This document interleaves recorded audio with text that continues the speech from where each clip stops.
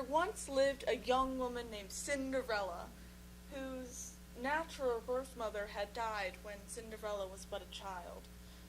A few years after, her father married a widow with 2 older daughters.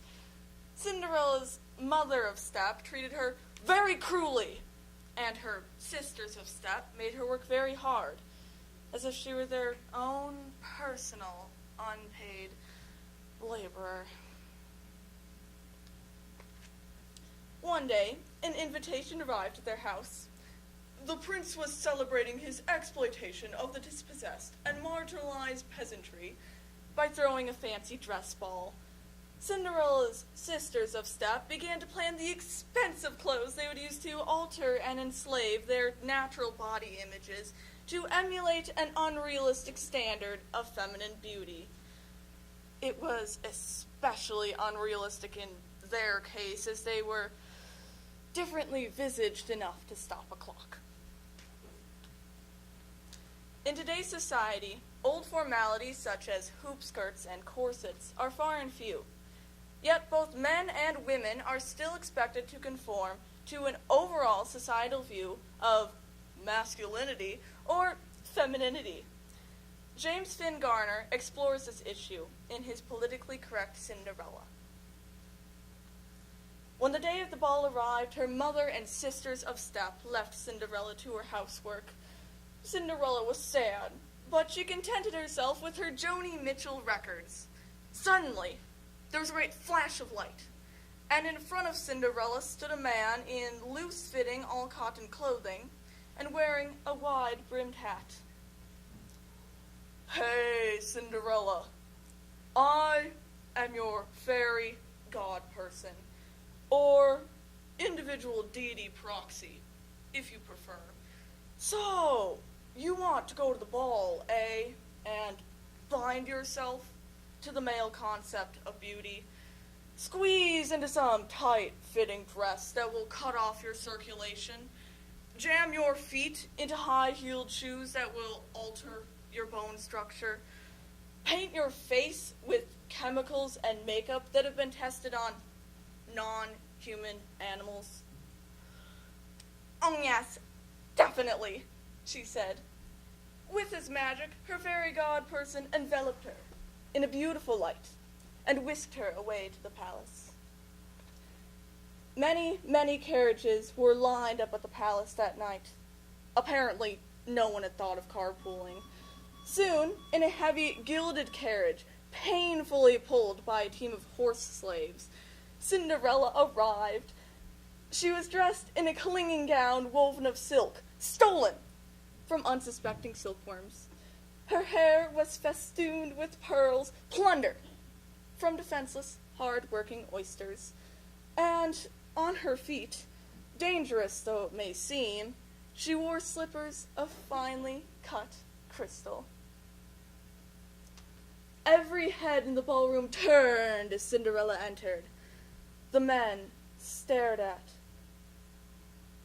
and lusted after this woman who captured perfectly their Barbie doll ideas of feminine desirability.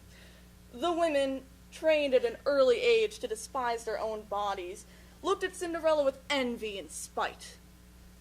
Cinderella soon caught the roving eye of the prince, who was discussing jousting and bear-baiting with his cronies.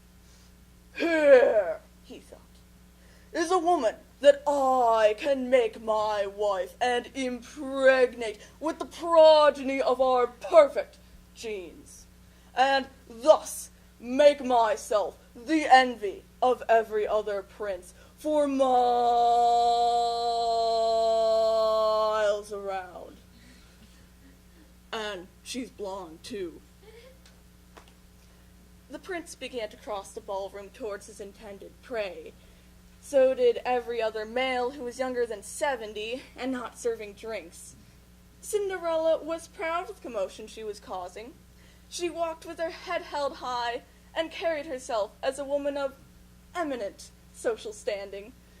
But it soon became clear that the commotion was turning to something ugly. The prince had made it clear to his friends that he was intent on possessing the young woman.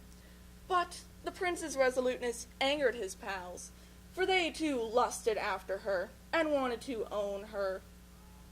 The prince's best friend, who was a large, if cerebrally constrained duke, stopped him halfway across the dance floor and insisted that he was going to have Cinderella.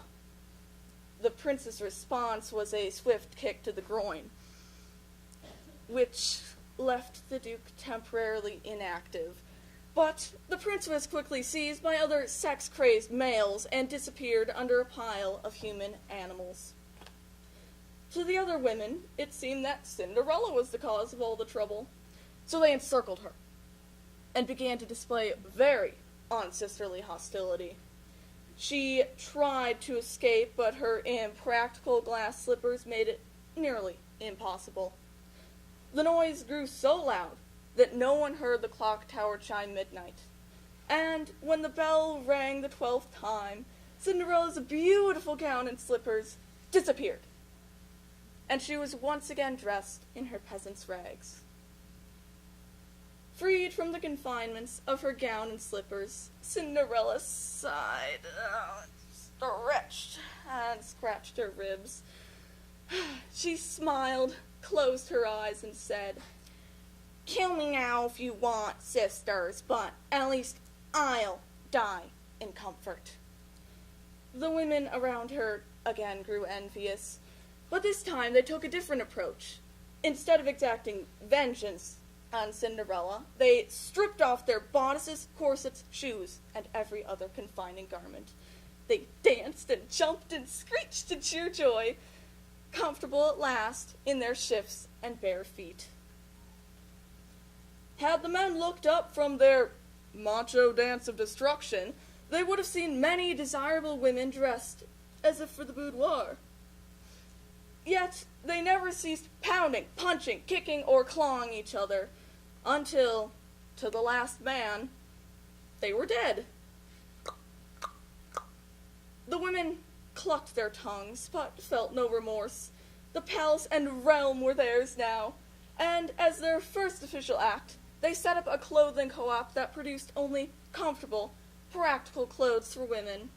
They hung a sign on the castle advertising Cinderwear, and through self-determination and clever marketing, they all, even the mother and sisters of Step, lived happily ever after.